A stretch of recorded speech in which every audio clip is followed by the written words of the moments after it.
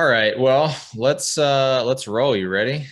Yeah, man. Let's dive in, dude. Buddy's here on time. Let's kick it off. Well, I'll Oh, I'll add people as they come in. awesome. Um, so yeah, welcome to everybody that's on. If you have questions that come up during the chat, feel free to put those in the chat. But I want to start off just kind of introducing myself, talk a little bit about how this even came to be in the first place, why we're doing what we're doing. Um, so Erik and I have been working together. Erik's a recovery coach, as you should already know at this point. But Erik has been coaching me for the last 6 months since January. It's the end of June now. 6 months. Wow. It has been Now it's six going by months. quick.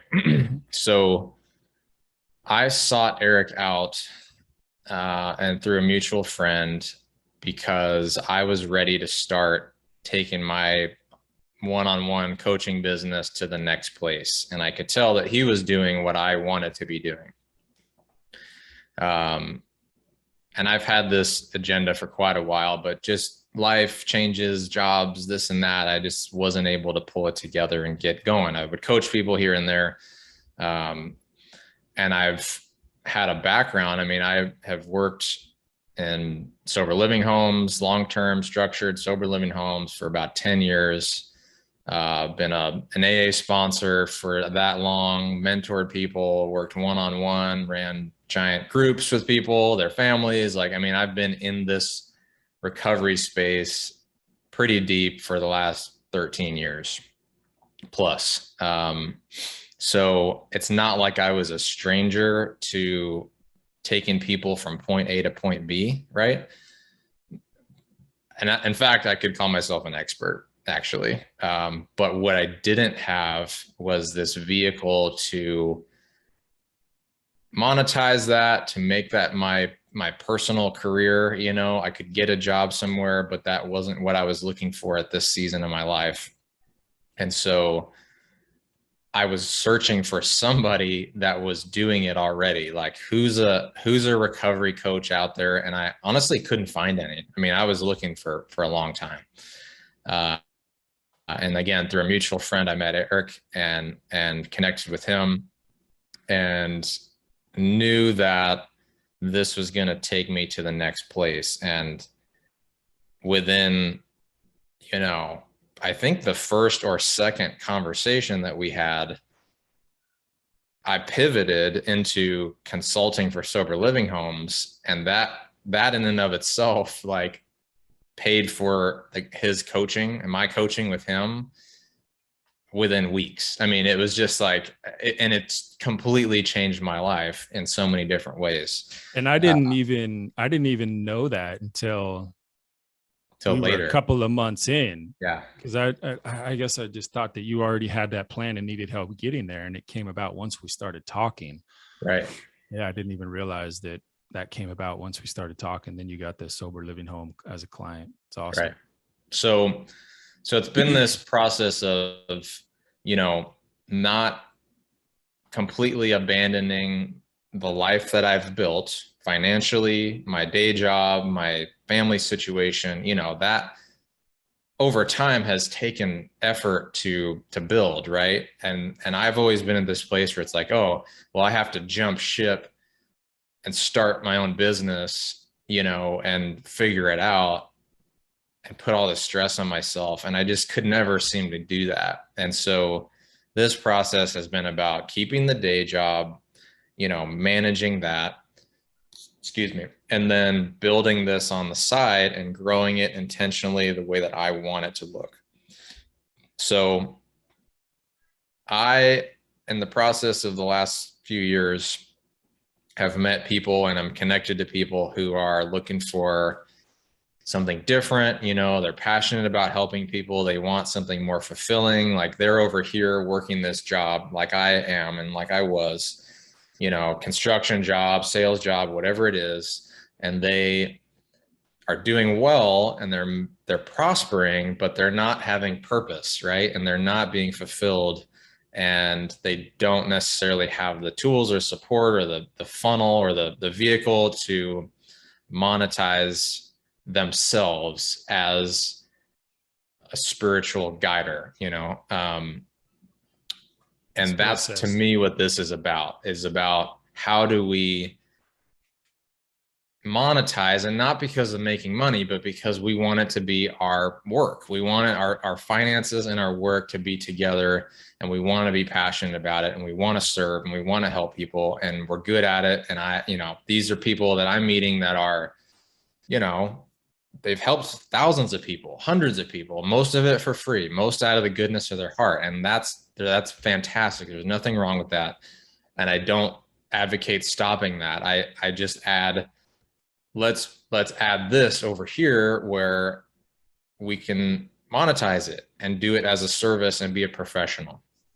So I'm going to start with the sales pitch, because I've been in enough free webinars and do this courses and all that to know that there's a pitch at the end, right? I'm going to start with the pitch. That way it's out of the way and nobody, you can just forget it. You know what I mean? Like, you start there and we can be present for the rest of this conversation. And the pitch is, Erik and I have partnered into this package where he has a training program. It's an online course that is about business building and how to be a recovery coach. And then we're packaging that with 3 months, a 3-month commitment of live calls with him and I. And we're basically, the goal is for people to, within at least that first 3 months, get their first paid client. And in my mind, that ideally pays for itself, within 1 month, 2 months. It just depends on what people are charging and what kind of service they're providing. But essentially, we're focusing on everything I just talked about in this intro, how to take what we already do and what we already know and all of the insights and all of the lived experience, and how do we put that into a business that's not taxing, it's not overly complicated, it's not this giant undertaking. It's just a simple pivot to the right, and you start building a business on the side. So $1,250 total for 3 months, which basically means $500 for the training course that Erik already has, and then $250 a month for the ongoing support, the live calls that we're going to be doing. We're going to talk about everything from like I said, business building, marketing, how to monetize yourself, I'll just how to add know this what you're worth. Go ahead. Mm-hmm. I would just add this, that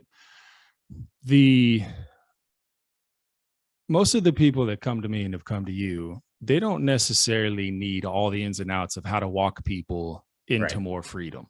If anybody that's on this call, they're listening as it's recorded, chances are you've already done this with people. You already know the basics of how to connect with someone that's in a very broken place. Maybe they're have just relapsed or still struggling in addiction, or they're in their recovery, really, really struggling. You've already sponsored people, mentored people. I mean, like 90% of the people. The hiccup comes in when they want to take it to another level. They even go out and get a certification, right? Which I know a lot of people that have some sort of coaching certification, a health one, a life coaching, whatever it is.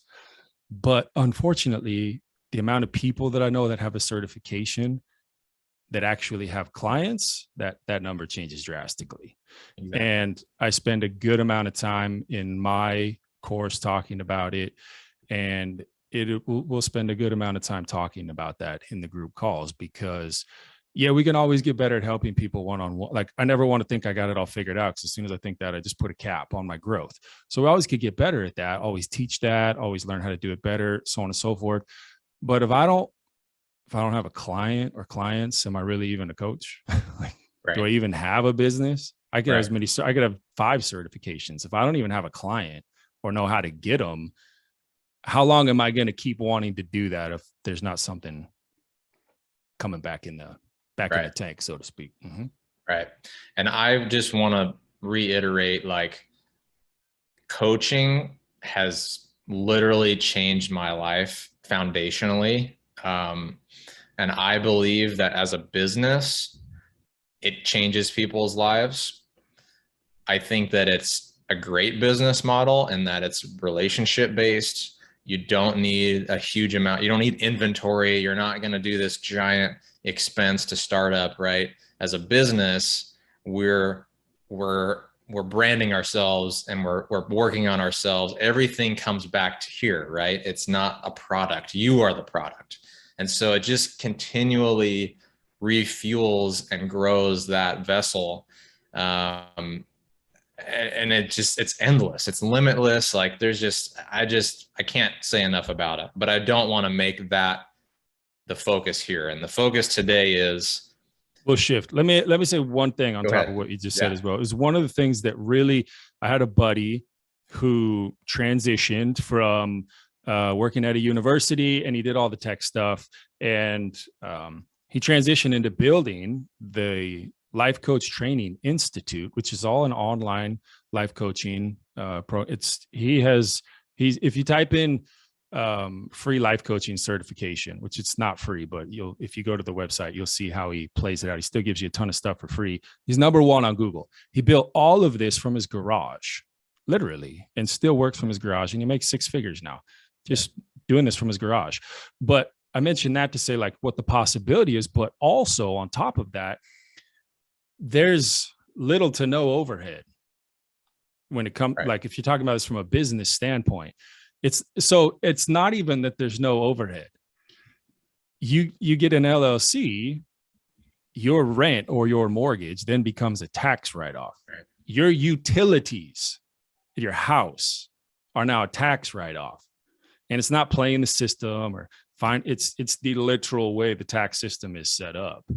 Everything I get, like so much of my entire life now, I have no overhead. Well, okay, so I have some overhead with like subscriptions to websites and different things like that. But generally speaking, like I don't have a brick and mortar shop. There's no overhead, and it's all a tax write-off. Right. So that as well, that's a huge plus. That's a huge plus. Mm-hmm. Yeah. So we'll do another podcast, another webinar about all those benefits and all those the limitless possibilities. They're endless. What I want to focus on today is your experience. It's rare in my opinion and in my experience that you get time to talk with somebody who's doing something like this full time and have them open up about how they got started, what they're doing, how it works, and just open up the books, right? So I'd like for you, I've got a series of questions that we'll go through. I'd like for you maybe just take a few minutes, not long. I probably took too much time already, but take a few minutes, maybe tell everybody that's watching who you are, kind of just the overall picture and what's going on in your world. And then I'll get into some questions. Yeah, man, I'd love to. I'm excited to even be doing this call here and the people that are on and that are listening, because I take this very seriously. This is what I do basically all day, every day. So in a nutshell, the age of 13, addiction took over my life, as probably most people that are listening to this call, and many people can relate. It was immediately, like just as bad could be. That lasted for 13 years.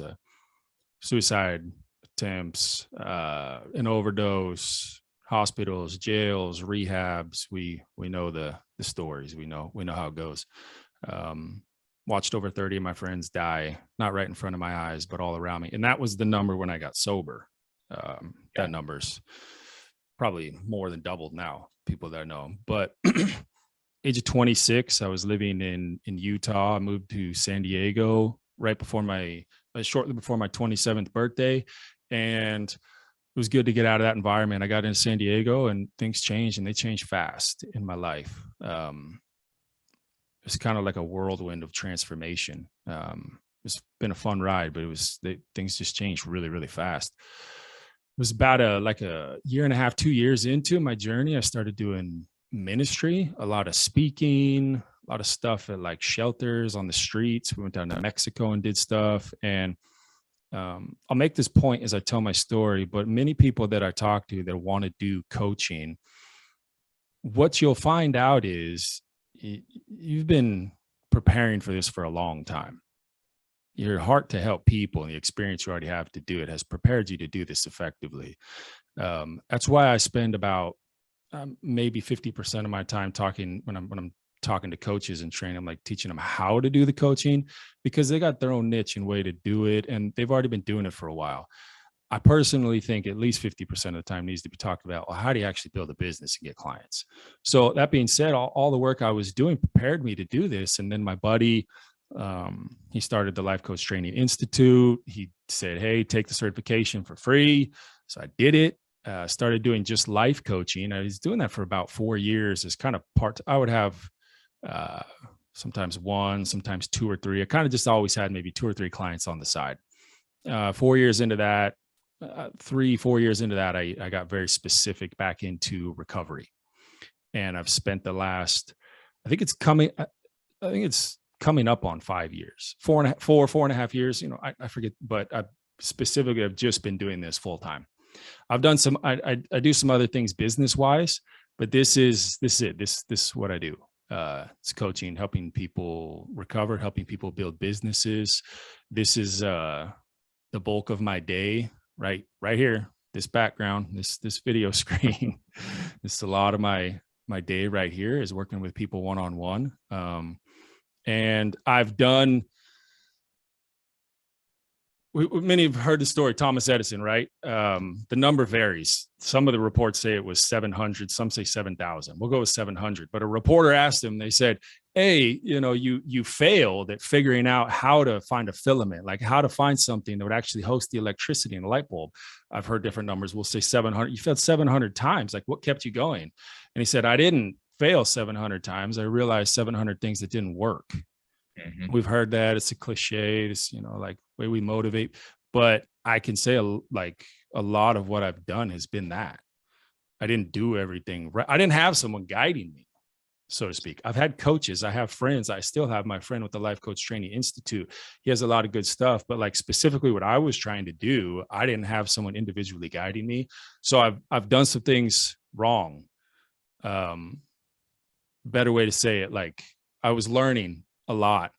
And man, if I can work with people now. So the recovery thing is awesome. And obviously I love that. And I've seen hundreds of people just get well, and I love it. But now I love too helping people start a business, because then you're multiplying, then you're helping more and more and more and more and more people. Right. And man, if I could work with someone and I can get them to where I'm at or close to it in say some months or like less than a year compared to the amount of time it took me to get here. Oh man, that's amazing. It took me a minute. Learned a lot of things on the way. That's why I pursued you, the same idea, because I knew if you can get there, all you got to do is just show me how to do it, among other things. So a lot of telling you, well, some of it too is telling you, don't do this. Okay. Don't do this or this. Yeah. Yeah. But it's also very much about my message, what I'm interested in, who I'm speaking to, what kind of coaching I'm doing, and who I'm working with. And that's the beauty of coaching. It's very tailored to the client. Mm-hmm. Let's talk about that though. So that's really my first question, is like, from your point of view, what is coaching? Because there's a lot of people that I meet that have heard about life coaching. They either know somebody who knows somebody who's a life coach. You hear about it on TV or social media or just in the media, right? But a lot of people haven't experienced coaching, I found, or they have and it didn't go anywhere for them, and maybe it wasn't the right time, or maybe it wasn't the right coach. And so they're a bit confused on the experience and what coaching actually is. What would you say to that? So I think you could probably write a whole book on it. But obviously I'll condense, and I would just put it this way. So I've had many people, I dare say the majority, if the majority is at least 51%, that come to me and they say they've done a lot of counseling and therapy and it didn't do it for them. That is not a knock on counselors and therapists. As with coaches, you're going to get good ones, you're going to get bad ones. Okay. My experience has been, though, when it comes to like counseling and therapy, and some of it is needed because what the person has been through, you want to dig into the past and, people's childhood. And I think there can be some benefits of kind of digging that up and getting some clarity on it. But with coaching, for me personally, what I've seen for a lot of people is we're not trying to identify the problem and dig into it. We want to, we're not trying to look at the problem and stay there and dissect it all. We want to identify the problem. Let's not be foolish and pretend a problem's not there. One of the things I always say is like, try that with a debt you owe. Just try and pretend that problem doesn't exist. Let me know how it works as the debt collection grows. Same thing happens when it comes to growing past our own issues. Like there's an interest accruing on that. So we need to figure out what the problem is. Okay. But as soon as we figure out what that problem is, we pivot and it's a solution. It's like, all right, so this is the issue at hand. We got to shift the mindset, and we got to process and implement practical action steps that begin to change the bearing on that compass. And as that is shifting, we got to stay accountable. Next week when we talk, we laid out these action steps. What did you do? Because action begins to bring about the shift. And I'll say this as well. And again, we could easily talk about this for the entire call, but I would just say this as well. If you look at it like a sports coach, the coach doesn't need to be good. Like most good coaches did. We'll take like baseball, for example. Okay. And if you didn't play baseball, just follow me on this. Like most of the coaches have been involved in the game or did play to a certain extent, but they don't need to be as good as the player was during their career to coach them good. They need to be able to make that player the best at what they can do. And a coach can't play the game for them. A coach can't do the work for them. A coach can't enter into their talent and skills. The purpose of a coach is to see the talent, the potential, what is going on in that person, where they're trying to go, and be the guide, encouragement, and accountability to get them there. I will keep talking for a long time on that. What would you say is the difference between that and, say, a mentor or a sponsor? Without knocking, any of the other modalities out there, but like, I've heard people or got this sense that people are kind of hesitant that like, they don't think it's right to be paid to be a sponsor or a mentor or whatever. Like that's something that needs to be done as a service for a volunteer. What's the difference in your mind between coaching and a mentor or a sponsor? So first of all, I did it for years for free. I have a lot of free resources to still help people because I know everyone that comes to me, isn't going to have the means. That's why I put a lot of free resources out there to still help people. But I would say, anyone that's been in the rooms of AA recovery stuff, like you're going to meet sponsors that are good at it. Like for real, they're good. They know how to help you get out of it. And anyone that's really been involved in that has probably met some people that are trying to be a guide for others who are not good at it. They're not. Doesn't mean maybe their heart's not in the right place, like their intentions are good, but they're just, that's not their wheelhouse.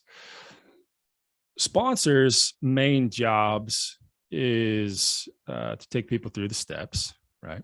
Mentors' main job is to, it's the same kind of thing. You're searching out somebody who you want what they have, right? But I feel like the biggest difference with a coach is that there's a very specific like certification and skill set that they have. There's a specific amount of time allotted, and that is their full focus, right? You're getting the best of somebody who is skilled, trained. It's what they do. This is my profession. You're getting the best of them. When you have a sponsor or mentor, they might have enough of a skill set or wisdom to help you, but it might be hit and miss. You might call them and need them, and they don't even answer. You might get them on you might be able to meet with them. I mean, it just depends. There's some that have more time, but it's like you may be able to meet with them once every 2 weeks for coffee for 30 minutes. And that can be helpful. But they may or may not even have this specific skill set needed to help you really get to where it is you want to go. A coach has a good coach has that specific skill set to get you there, and you have their full access and undivided attention during the specific times you set up, and they are walking with you every single step of the way. It is a very intentional focusing of we're getting you to the next level, period. That makes sense? I like to call it consistent, constructive conversations. It's good.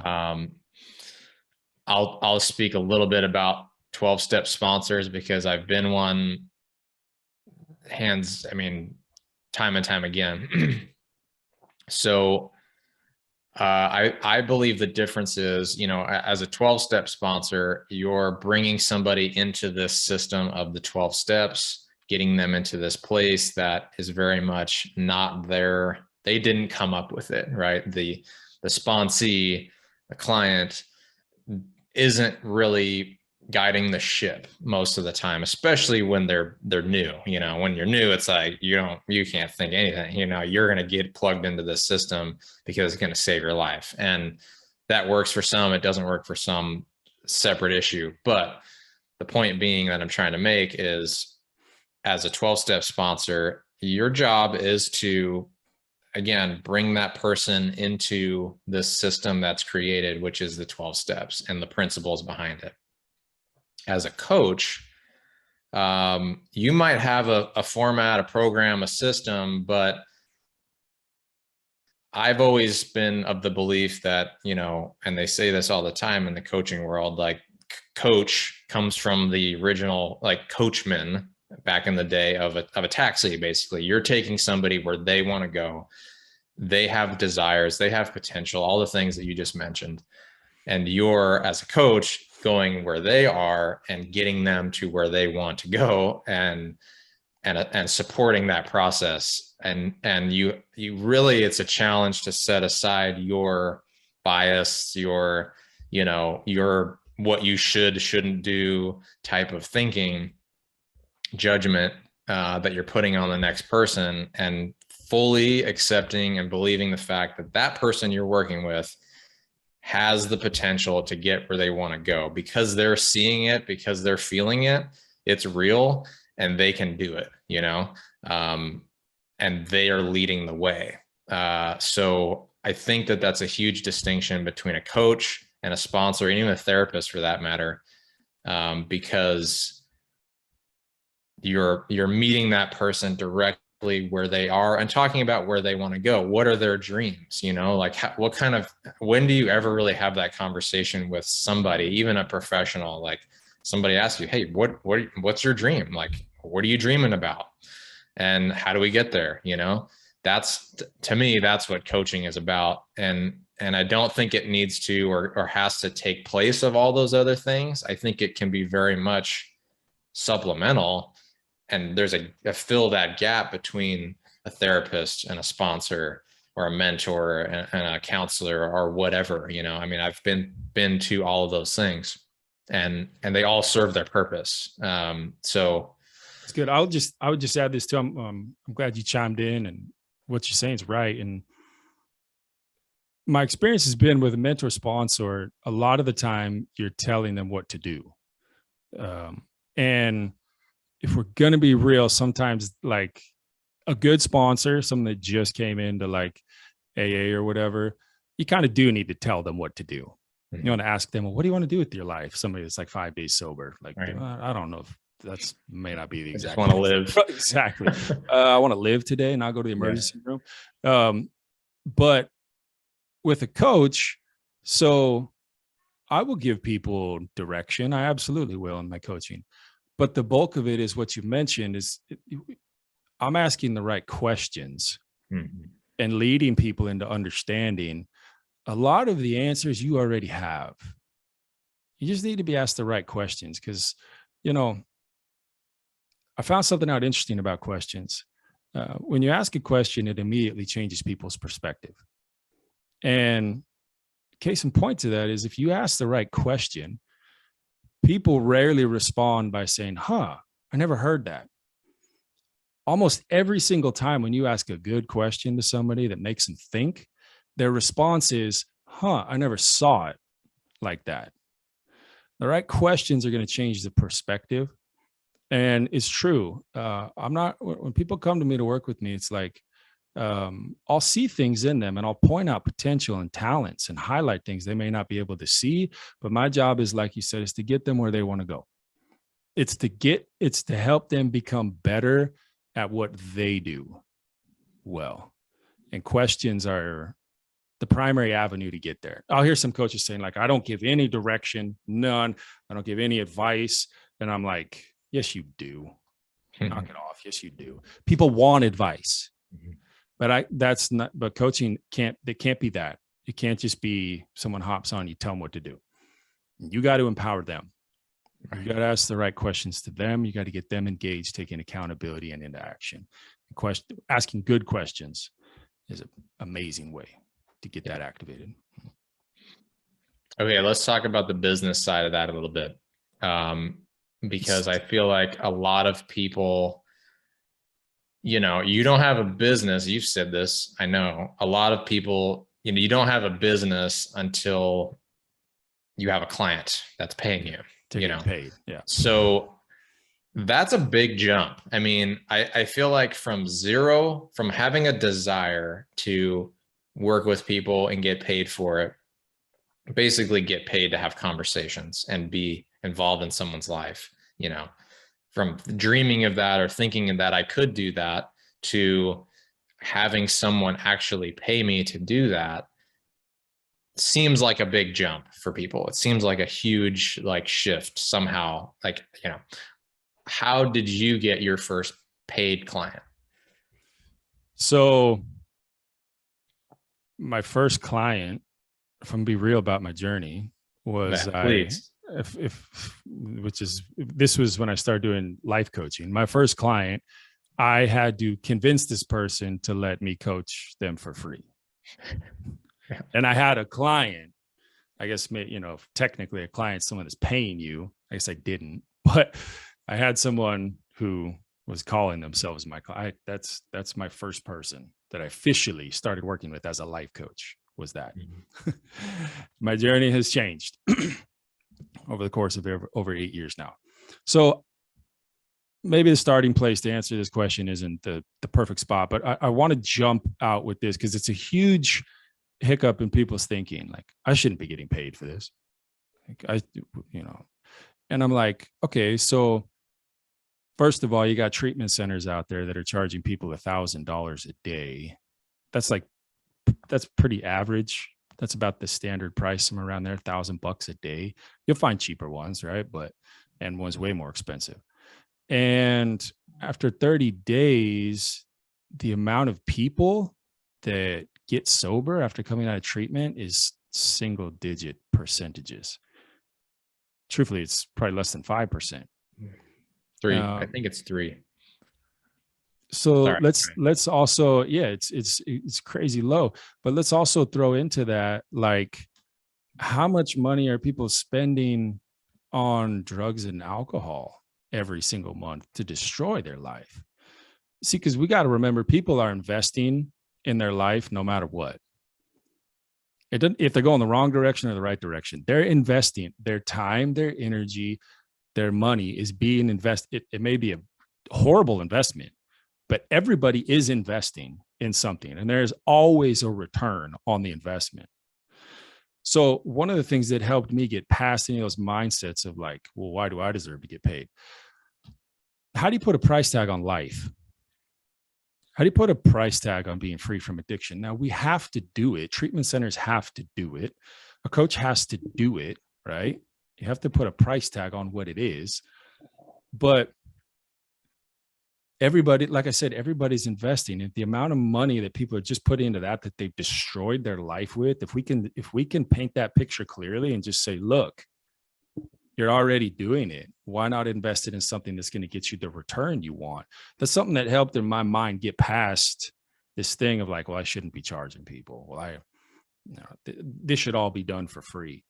And the truth is that we help a lot of people for free. Okay. Many of us have, but you're worth getting paid. You're worth getting paid, especially if you can really walk someone into freedom. If you can really help someone start a profitable business, like, you're absolutely valuable and worth getting paid. I know that is kind of a strange place to answer, but that's a strange place to start to the answer. But that's where I find most people need to get past. Like, they need to get past the belief system first of thinking, well, why should I get paid? Why am I worth it? You got to understand, you got to see the big picture here. And if you can help someone do that, you're extremely valuable in the world. And there are people that will pay. Plenty of people out there that will pay. When it came to, it was a long journey, and I always had a few clients to start. And this is a very big, like, I spent a good chunk of my course on this, and this is something there's a lot to this answer. But I would just say this. It's got to start with understanding that we are valuable, we're worth it. And then we really have to understand that there's a very big difference between working in the business and working on the business. When it comes to getting clients, we have to understand how we are presenting ourselves. Okay. Working in the business, working one-on-one with people. That part I really don't even consider work, to be honest. I thoroughly enjoy it. Working on the business is a completely different perspective and a completely different approach. I have to understand branding. I have to understand, how am I reaching these people? What kind of content am I putting out there? How am I putting it out there? And then when I'm talking with people, how is it that I'm explaining to them what it is I can do for them, where I can take them, what the price tag is on it? And Nick and I were just talking about this, I think it was yesterday. One of the biggest things is really learning how to reach more people. If you're going to get clients, I can't just go to, say I got 1,000 friends on Facebook. I can't just hammer those 1,000 people I know every single day. They're going to unfollow me. They're going to I got to learn how to get out there, reach my target audience, and reach the people that are really looking for this kind of service, because they're out there. There's plenty of them out there. But I can't just keep hammering the same spot and get upset when the results don't come. I don't know if that has specifically answered exactly what you're looking for. Well, you answered, talking for a long time about it. Yeah. You answered several questions that had to do with, how to get clients, sort of the fundamentals of building this business out. What I'd love to hear about still, though, is how did you make the jump from 0 clients or 1 client that you were coaching for free to someone's paying me to coach? Like, who was that person? Not specifically by name, but how did you get, because those are the people that I believe are interested in this, is that they have a job that's paying them, and they're looking to start something different, very custom to them, and it's going to be on the side. It's going to start with 1 client, right? That's we're not what jumping into having a full-time business here, right? Eventually it grows, right? But where does the first jump happen? How did that happen for you? And what steps were in that process? Go ahead. No, I'm glad, and I'll get talking. I'll get to talking. So thank you for reeling me back into the specificity of it. I will say this, man, for me specifically, okay, I was doing a lot of speaking. I was speaking in churches. I was speaking in rehabs, community stuff. Even when I got the certification, I was already doing that. For me, and the reason I started with mindset is I had to take ownership of it immediately and say, I am a life coach. And I had to say, I had to commit and jump off the cliff, so to speak. Okay. Say, I'm committing to this, feel called to do it, I'm doing it. And for me personally, in my journey, I started getting, most of my clients, especially early on, were from me speaking. And it was never I didn't get invited to come and pitch my business when I'm speaking at these places, but I would always mention, I would tell a story about a client that I was working with whose life got transformed, right? Even though when I didn't even have any clients, I would just say, and I've started coaching people, I've been working with people for a really long time. This is what I do. And now I'm specifically coaching. We have to, the sooner we can take ownership of it, get the support, we need to get the help, we need to get a certification, get in a group of people that's growing in it, but take ownership of it, you're going to get the people that respond. So the biggest hurdle for me was owning it. I am a coach. This is what I do. Consistently mentioning it. It takes, when you don't even have a paying client yet, to step out and confidently tell people, I am a coach. This is what I do. This is where I can get you. You have to really take ownership of it. And here's the truth. Okay. I'll add this too. And in my over 8 years of doing this, I can think of one person that asked me, well, where are you certified? Where did you? I'm not saying don't do that. We should absolutely be legit certified, have an LLC, so on and so forth. People's biggest concern is, can you get the job done? Can you actually help me get to where I want to go? And so my jump from what I was doing at the time into actually getting paid clients, much of that, I got the certification. I had someone that was mentoring me, but much of it just came from saying, consistently owning it and telling people, this is what I do. This is what I can do. And the pivot, the commitment and the pivot to saying, I'm doing this, you slowly get people that start, all of a sudden you get an email, same night after you're done speaking. It's 11 p.m. at night. Oh my gosh, thank you. Like, your story helped me so much. You talked about coaching. Tell me more about that. It's practically speaking, whenever anybody reached out, still to this day, I always do a free 30-minute consultation. So you plant those seeds, you throw them out, people respond to it. And you say, hey, let's set up a time, do a Zoom call, do a phone call, 30-minute consultation. And, maybe that's not something we get into the nuts and bolts of today, but how do we begin to talk to clients and let them know what we do and where we can take them and whatnot?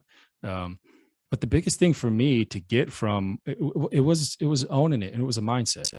Yeah, it really was planting those seeds and owning it and telling people, this is who I am. This is what I do. So what I hear you saying is you probably had opportunities. Clients were in your proximity, going about your daily life, speaking, being somebody in recovery, just meeting people, being out in the world, being you. Potential clients are coming and going around you all the time, but not having ownership of it and not having a process in which people come into you and go deeper with. Not until you had that could you actually have a paid client. That's what I hear you saying.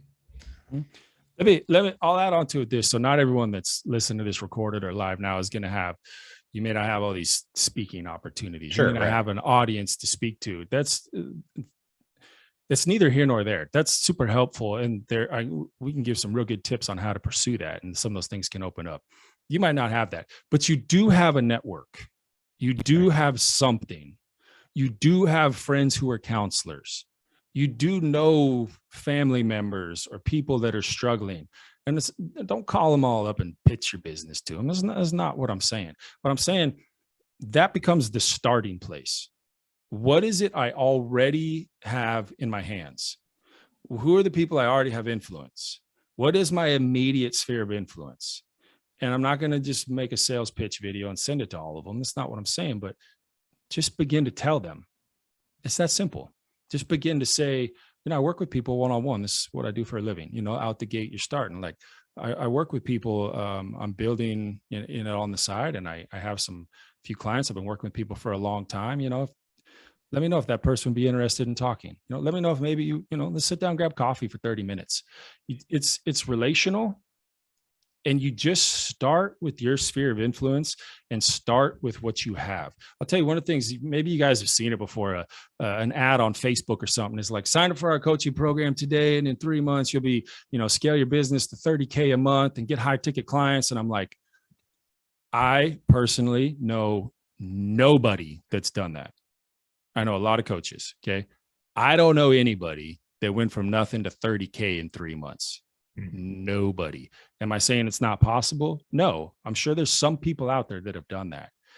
But practically speaking, we can get the training support that we need and begin to just mine the gold out of our immediate sphere of influence and steward and build from there. Yeah. And something you said in your training program that's always resonated with me, the way you said it was good. And it was basically thinking about what's within reach right now. What do you have access to that's within reach? And I find that most people have a lot within reach, more than they realize. You can't see it when you're in the middle of it, and you're so busy with holding down a job and your family and career, just all these things that society and life have going on these days. It's hard to stop and see, first of all, where we're wanting to go, and then what opportunities, resources, both financial and people, what's available to us right now that literally supports that path going forward. I'll say this really quick with that too. Like, the language we speak is going to draw the people we want. And so people want hope. People want encouragement that they can change. People want to hear that it's possible. And so as coaches, we need to have a language that is just laced with hope. We need to have a vocabulary that is filled with encouragement. It's what people are looking for. And if you think about it, the people who are looking for that, they're looking for it because they know it's available. They're looking for it because they know it exists in them, right? This next level, but they can't get there. And so as coaches, it's important that we are constantly pointing people towards the future. We're pointing them towards the future with hope-filled language, encouraging vocabulary, letting people know I've done it myself. I do it with people. This is what I do. I can, if you're ready, I can get you there. I can confidently say that to anybody. I've worked with professional athletes. I've worked with CEOs. I've worked with people in music. I've worked with people in politics. I've worked with a lot of people. I don't need to be good at what they're good at. I don't need to. I mean, it helps if I understand it, it would help if I was, but I don't need to. I need to be able to speak the language of the heart, access their heart, let them know I can get you there, and that they trust me, and begin to relationally walk with them and encourage them and point them, keep them accountable into where it is they are trying to go. Right. Which I believe people that are interested in this, who are watching now or will be watching, they have that naturally. They are motivated by that kind of language, that kind of conversation. They're passionate about exposing people to those ideas and concepts and things that they're themselves are trying to be exposed to and learn about. And it's just this constant, refueling of ideas and feelings and concepts and energy and all the things. So I'm glad you touched on that. What I think I want to talk about, because I think it's important for people to understand and to get down to nuts and bolts, is like finances. Like, how do you financially make this work? What you can charge, what the options are there. And I want to kind of add something to tail off what you just mentioned, which is I'm a fan of like people niching themselves. Yeah, I think it's When, important. especially when they're getting started, because they have a very specific message or an experience that they've been through, or experiences that they've been through, that they already feel this urge to take people through that experience to the other side of it. And I think that when you start niching down, you can maybe not cast this giant net of like, I need to coach like 5 people a day to make, X dollars, but you sort of boil it down to, okay, I have a handful of clients that are very specific to what I'm doing, or consulting, so that's kind of my experience, is like I'm consulting for long-term sober living homes. Like there's a very specific client that I work with. And as a one-on-one coach, I focus on people who have multiple years of recovery under their belt, or they've been through addiction and they're on the other side of it, sort of stabilized, and they're looking for something more. They're stuck in their kind of maintenance lifestyle and they want to take it to the next place and follow their true dreams, and it's about lifestyle and it's about passions and that sort of thing. So I'm meeting people at this very specific place where they are, and that helps me, refine my message. It helps me, understand who I'm talking to and who my client is. It's not everybody. It's not the person sitting next to me on the plane. It's not, just whatever. I still you should serve. plant a seed with them and give them your card. I do. They might not be your client, I very but much they might do. know someone who is your client. I very much do. Had that happen. Mm-hmm. I serve. Okay. I do what it is that I do. But my client is very specific, and that helps me with my rates also. You know what I'm saying? So I know that was a long spiel for a short question, but I really think it's important to talk about finances, like the nuts and bolts of how people can charge for what they do, what they can charge for what they do, how do they make it work financially for themselves and their families and that sort of thing. Because realistically, you can't make a living coaching people for $25 a session or $60 a session. No. And live in South Florida or Chicago or anywhere New Philly, Ohio, for that matter, realistically. Yeah. So the analogy, I've used this with you, the analogy that I use when it comes to finding a niche is this: say, the term breakthrough is a popular one. Say there's a brick wall in front of us, right? Most people try and break through that wall and they get a hammer and they just go hit everywhere on the wall. Just like, let me loosen it up over here, hit over here. And they're enthusiastic and gun ho and they hit everywhere on the wall and the wall never breaks. And they get tired. Like, it's not possible. I'm not called to this. A niche, when you find something specific, sometimes we think that it is narrowing. Like, I'm going to be so limited if I find a niche. The truth is it's the exact opposite. It starts with a narrow spot. Okay.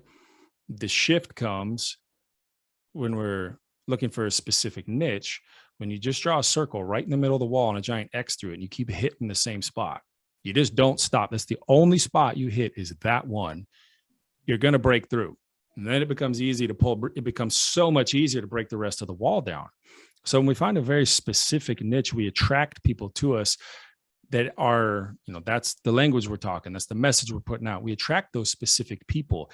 Out of that, though, people think it's limiting. It's the exact opposite. It opens up so vast on the other side, because you'll get people who came to you for that specific niche. Their life got so transformed. They're like, well, but do you work with other people who struggle with this? And yeah, I can, and I do still to this day, but I can't start there. I can't just throw out this huge net and say, I'll work with anybody. Very few people are going to respond. But if you zero it in on something and really start to get, it could be a lot of different things. My gosh, it could be people in recovery with an eating disorder. It could be like specifically only people that drink alcohol. It could be that you just, the more narrow we make it, We think we're limiting ourselves. It's actually the exact opposite. And it's extremely beneficial because it helps people understand. It puts a language and a structure to, well, what is it you do? Who do you work with? Well, I help people change their life. Okay, well, what is that? Like, what do you mean? What are you talking about? Like, what do you mean? So what is it you do? How do you do it? Well, I specifically work with people in recovery who continuously relapse, who don't want to go to AA anymore, whatever. Okay. You find your specific niche, it opens up a lot more than we think. And we could talk a lot more about exactly how to find your niche and whatnot, but just starting at the mindset of understanding that, I think helps a lot of people. But I'll say this about finances for sake of time. People, sometimes we limit ourselves because we think of it like an hourly rate. Yes. And we say to ourselves, gosh, who am I to make $100 an hour? Who am I to get paid $250 an hour? Who am I to, like, I don't, that's a modern civilization, Western culture concept anyways. Okay. It's not about the hourly time I provide. It's the value that I provide. If somebody has spent 10 years stuck in addiction, they've gone to treatment centers, they've gone to therapists, they've already shilled out all this money anyways, and they never got the shift, yet they can come to me and we can work once a week for an hour, stay in contact and accountability in between sessions and begin to build and grow. And they're paying me $150 a session. It's about the value that I can bring to that person. It's about the transformation that you can bring. How do you put a price tag on someone's life being completely transformed? How do you put a price tag on someone that's overdosed 5 times in 10 years and their life is a disaster, and they start working with you, and in 2 or 3 months, their life is already like hardly resembles the old life? How do you put it? We have to, but we have to understand it's the value that I'm providing. It's not the hourly time that I'm putting in, it's the value I'm providing. And that, again, is the difference a lot of times between a sponsor and a coach. Like a sponsor, like, they're good and they can help people and they guide people and whatnot, but a good coach should be able to take someone into real transformation, into a whole new level. And that is not about, again, I'm repeating myself, that's not about an hourly rate. That's about the value we can put on it. Out the gate, I remember 8 years ago, I started doing sessions for like $80 a session. I would tell people, you sign up for 2 months, I'll give you 1 free session. I just kind of started building where I was at and scaling. Today, it's not the same. I still work with people for, I don't work with too many people for less than $125, $150. And that's kind of like a good deal. People are like, oh my gosh, that's so expensive. Like, who's going to pay that? There's tons of people out there that will pay that. Because again, this is what they want to know. Can you actually help me get to where I want to go? That's the question they have. Can you get me there? Because I know I can get there, but I haven't been able to get there. Can you do it? So I've scaled over the years. There are plenty of people out there that will pay it. And I'll say this too. So my life coach training institute, the certification with that is a really good one. It was free because it's a good friend of mine, but it was legit, and it is a good one. When I got specific about recovery coaching, I paid $750 for a certification. And it's a credible, well-known. They've trained tens of thousands of people who have gotten certified. I'm not even going to mention the name. But I went through it and I was like, is this for real? This is all, it's just basically you read stuff on a page at the bottom where you answer 5 questions, and there was like 5 sections. That's neither here nor there, but I invested the $750. There was a deal and I got like level 2 certification for it because they had a deal that month or whatever.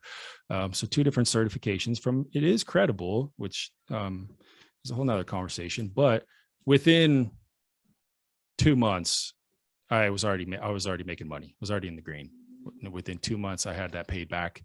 And so the amount of money up front I'm willing to invest in my own personal growth sometimes is like, I don't have that money. I can't invest. Like, I don't have that kind of money. But you have to understand, we have to understand everything we're doing is an investment, and investing that on the front end, getting with a group of people and that can get you to where you want to go. Yeah, it's an investment on the front end, but that's $750. Okay, so the time and energy and investment I've put into me growing as a coach is years of experience and time. The specific financial investment was $750 for 2 recovery coaching certifications. They didn't have group calls. They didn't have nothing. It was just online, read through it, answer it. You know what I mean? If we look at just that $750 as a seed compared to the harvest that it's brought, we're talking 4 years of full-time work as a career. So the biggest thing is mindset. The biggest thing about it all is mindset. And also, I want to add, I think, there's a bit of a customization to this, again, as far as how you want your lifestyle and business to look. So like, I know from our conversations, you do one-on-one coaching, but there's other things that you're also, doing, speaking, like just all these other avenues that are writing, passions of yours that not only help your business, but also like bring in income and give you fulfillment and all these things, and I, from what I've heard in your story, it's like there was heavy on the one-on-one coaching for a long time. And that was like the meat and potatoes of the business. And to an extent it still is, but then there's other things that you've grown into.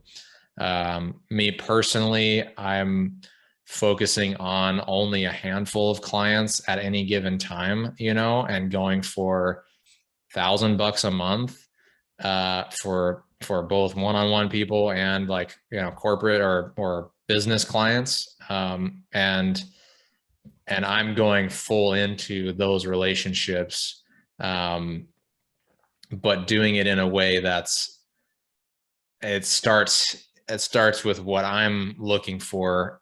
And also I tell people this too. It's like, what are you willing to pay for your own self-development? Like I pay easily over $1,000 a month for my stuff, whether it be coaching, like, exercise stuff, food related things, like spiritual stuff, like things that I'm consuming or kind of working on, like therapy is like, just, I pay well over what I ask people to pay me for their self-development. Right. And so, that I feel like is also a pretty good starting point, for people that are starting out, is like, what right now, what do you pay, or what would you pay for your own journey, and try that, see what the thing is. And if it works, it works. If it doesn't, it doesn't. There's really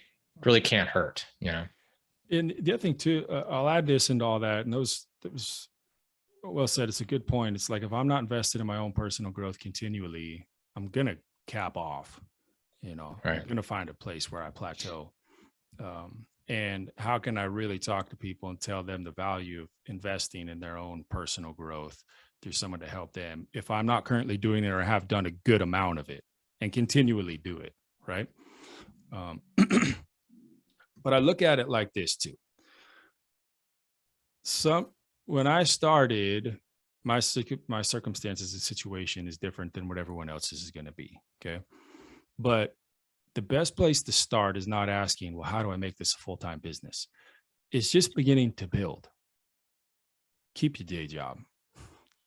Keep your career. So maybe you got a whole bunch saved up and you have the time and energy to take a break from that and slowly start building this, and you'll be all good financially. People's situations are different, but most people are maybe, not in that place.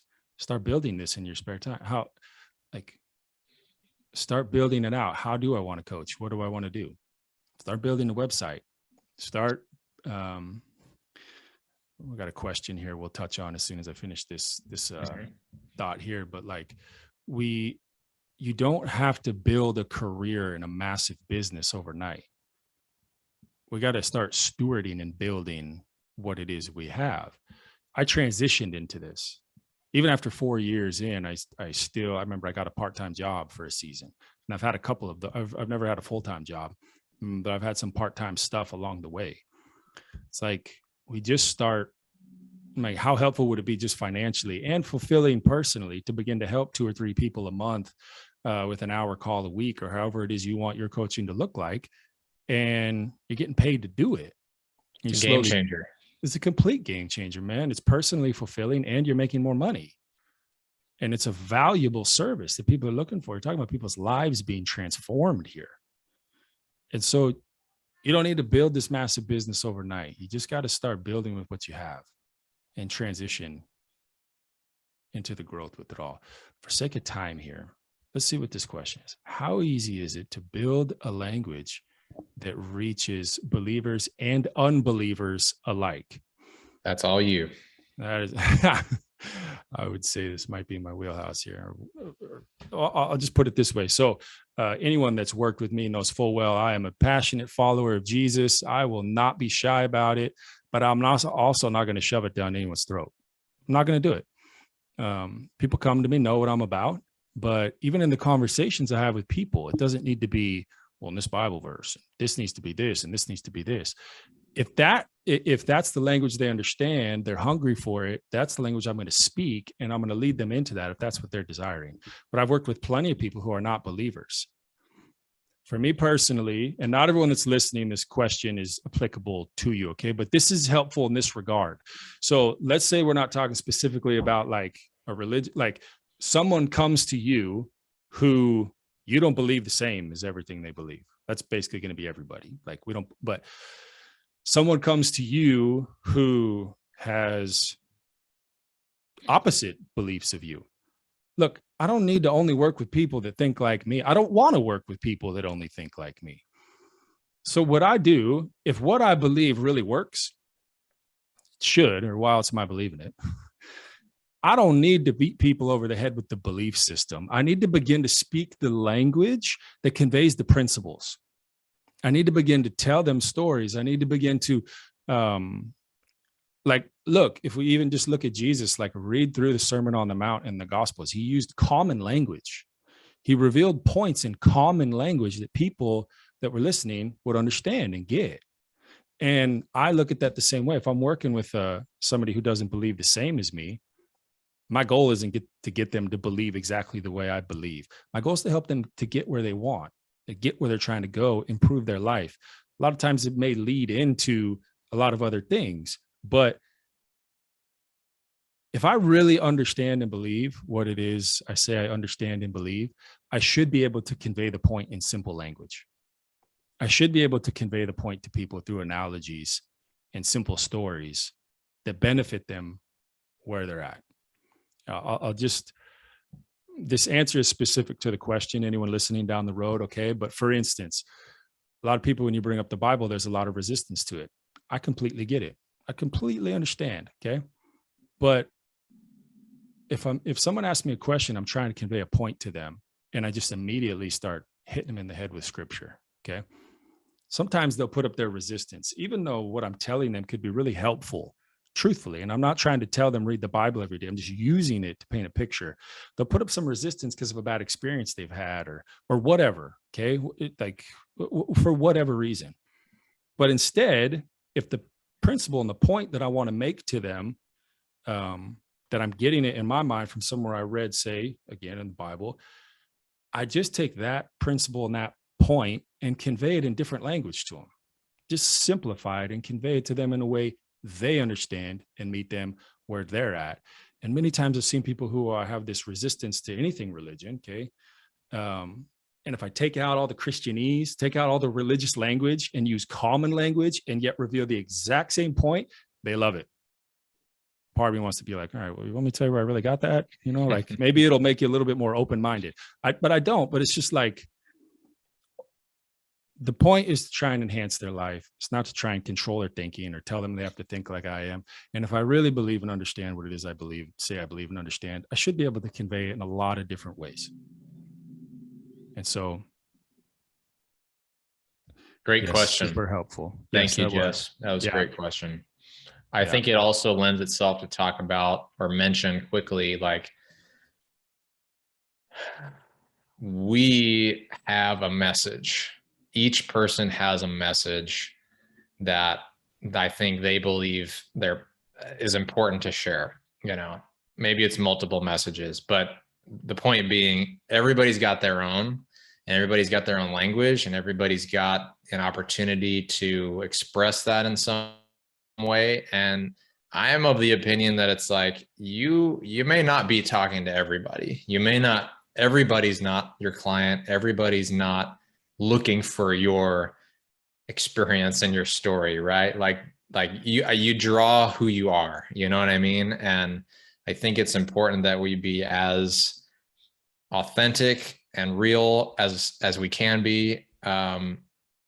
But it also, to your point, means we have to have a talent and a skill of meeting people where they are, so that we can serve them. Because ultimately, if we're not serving people and they're not getting results, then we're not really doing anything. You know what I mean? It's kind of pointless. So that's it. That's the whole thing, man. Are we getting people the results they want?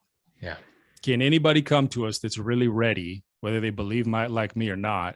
Do I have the ability to communicate and work with them and walk them into the transformation they're really seeking? That's the bottom line. Yeah. So anyway, we talked about, I think, we've covered a lot of the questions that I had prepared. We didn't do them necessarily bullet point structure, whatever. I got a way of jumping around. Maybe I mean, it's a conversation. This is what it's about. We've ebbed and flowed through the whole story, and I hope that people go back and look at, okay, what were they talking about here? What was mentioned here? Because there was a lot of really good points made about, starting out, how to get clients, how to talk about money, how to know your worth, the journey, what coaching is. I mean, everything we've sort of, talked about and touched on. What to do about a day job if you have that. There's all of that stuff in there. And again, we could go on for days probably about all of those subjects at length to talk about, and still have more to talk about. Yeah. So I want to kind of bring this to a close. But before I do that, I want you to share, I'd ask you to share, what is your lifestyle like? How are you living? I'm a big advocate of lifestyle and purpose, and just, how all those things look for people. And I think that for me, this journey through coaching is very much about that. I think it is for you as well, just based on what we talked about. So the question is like, what's your lifestyle like, but also like, why do all this? You know what I mean? Like, what's the point for you? Why put this much work in? Why, how has it manifested? Just kind of generally, what's that experience like for you? So I'll tell you, I'll end with what my life is like right now. Okay. Mm-hmm. But I'll start by saying it's a journey. You got to have a vision for where you want to go and why you're doing this. Okay. I wanted to start doing this because, first of all, I'm very passionate about helping people. That's everything for me. It really is. When I'm working one-on-one with people, it doesn't even feel like work. Well, some clients are work. They definitely are. They're worth it. You could tell they want to change. Some people are definitely work. But when I'm working one-on-one with people, like it doesn't feel like work. The passion to help people and see people's, because I've experienced hell on earth. I mean, to just put it that blunt and point blank and black and white, I have experienced very real hell on earth. I know what that's like. I also know there's a way out. You don't have to keep, it takes work and commitment and whatnot, but there's a way out. And so the passion of helping people get free is what I was already doing that in my life. I was already doing that for years. I was already doing that. So to continue to do it and say, oh man, there's a way I could actually do this and continue to do it for a long time and provide for my family and whatnot. There was a few different times in my coaching journey where I was pretty close to quitting. I'm going to be honest.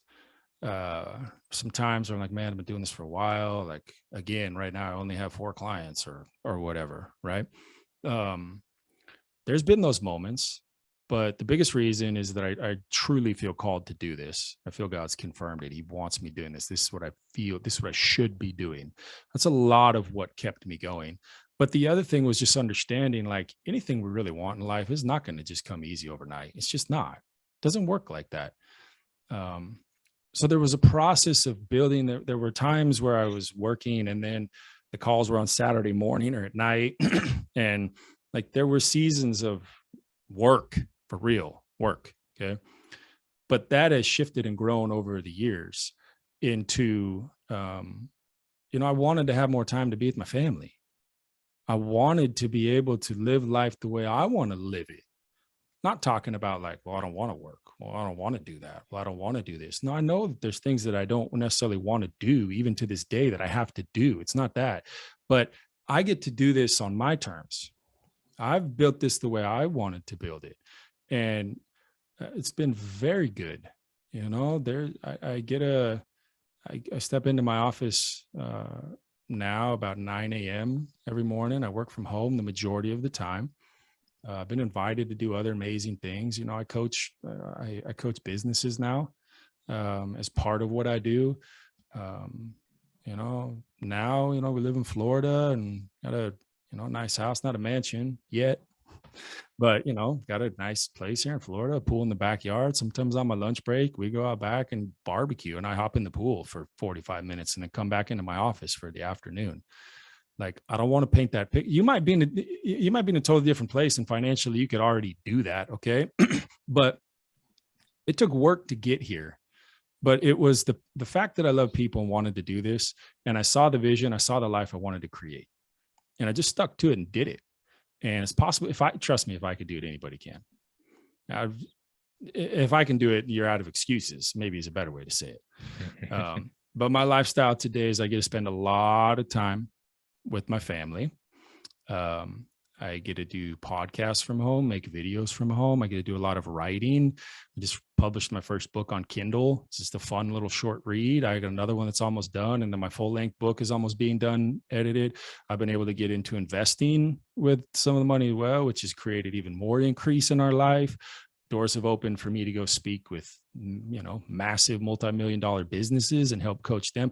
It has grown over the years, but I want to help people. I found out I'm pretty good at it, and I want some free time to be able to spend with my family. And it has grown into that. And I will continue to work hard, and I will continue to enjoy free time with my family in the pool or on the beach, a lot of it in Florida. Can I tell you what I see? Please. That was a sweet coaching question. Did you see that? I do. Yeah. Do you mind if I share my perspective on that real quick? So I see and hear you talking about all the things physically in your life, the time, the family, the pool, and the opportunities that are presenting themselves. But what I see, because it's what I'm looking for, and I have a very sharp eye about, is you seem like you're living this lifestyle of inspirational downloads, ideas, feelings, intuitive thoughts from God, whatever you want to call it. And then you are carrying those out in the form of coaching, speaking, meeting people, relationships, writing, whatever it is that's you're being called to do. It's being materialized in your life, and you're building it, and you're growing it, you're stewarding it. You used that word earlier. The other lifestyle choice is going away to a job where someone else is directing your agenda and thoughts, and you set up your life based around other people's agendas and thoughts and schedule. And, it stresses you out everywhere, at home, at work, when you're having fun elsewhere. Like it becomes this just overarching, gargantuan, heavy monster, right? And some people are good word. Way on the other, some people are on the extreme of that where they're like to the max, and some people maybe not so much. But the point being, you know, you seem like you've stripped away all of those external forces and are living this path of inspiration and intuition and just whatever it is you're being called to do, you know, and being free in that, and that being the freedom. That's what I'm experiencing as I'm stepping into this life, this lifestyle. And that's something I've been searching for a long time, because I know that is freedom. It's not necessarily being able to lounge on the beach all day, you know, without purpose necessarily, or just, you know what I mean? Like there is that element that's of it. That's for the weekends. Yeah. We can find freedom in that, in fully stepping into what we're supposed to do. Not what we're supposed to do by other people's standards or society standards, but by our own creators' standards, ourselves, you know what I mean? What we're made and what we're built to do. So that's what I see when you're talking about what you're doing. Yeah, that's very encouraging. I appreciate that, man. Just in response to that, I would say I don't consider myself somebody that, you know, is trying to follow God. Like, that's the only thing in my life. And what's God telling me to do? Where he guides, he provides. If he's telling me to do it, I'm gonna follow him, and I'm gonna help people and build and believe and grow. And there's been some points in the journey. Like I said, there was at least a few times over the last 8 years I was like, dude, maybe I'm done with this. Very glad I didn't. I'm very glad I didn't. You know, if you're listening right now and you've had this perspective in your mind of like, well, I'll just get into coaching, it could just pay really well and I don't have to work that hard, just kill that thought. Cut its head off and throw it in the fire. Murder that thought. If you're not willing to work, like, you need to get to work. You're going to still work hard. I've had to learn how to edit videos. I had to learn how to do podcasts. I had to learn, like, there's so much stuff I had to learn I didn't know how to do. I set my mind to learning it. I got better. I do a ton of reading, writing. I get up every day before the sun and I read, write, pray. Like, no. I'm working every day. I work and I work hard. But if I'm trying to follow my dream and build it and work hard, it should expand into enjoying life in some different ways than the average person, right? I've worked for other people. It's totally commendable and needed in a lot of seasons. If you're working for someone else right now and building, like, God bless you, do it. It's neat. Like, it's awesome. Technically, I guess I still do, because I work for a business consulting firm, right? It's totally different than 9-to-5 kind of gig. And I love it. And the team's amazing and my boss is, but it's like, if you really commit to this and you're really willing to still work hard, yeah, you can build the life you dream of. It's going to be continual hard work, but it's going to be work you love. And you're also going to be able to build a life it's going to expand. It's going to be based on relationships. And yeah, there's perks that come with really doing what you feel you're called to do, setting your mind to it and building it. I get to experience those perks. I also get to wake up every day and work really hard. Well, I think that's a great place to end, you know, in this space of purpose and, you know, fulfillment and excitement about life, building the life that you dream of. I mean, essentially that's what we're serving people to do. And that's what we're doing for ourselves in the process. So that's what this is about for me. And I think for everybody in here is that's the mission we're on. And it's taking shape in the form of consistent, constructive conversations that change lives. So good vernacular to put around it. Consistent, constructive conversations.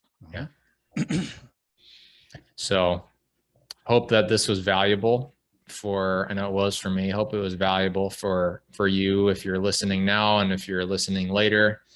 I want to give a big thank you and share my gratitude for the people that showed up live today and took the time. It's almost an hour and a half out of their busy Saturday.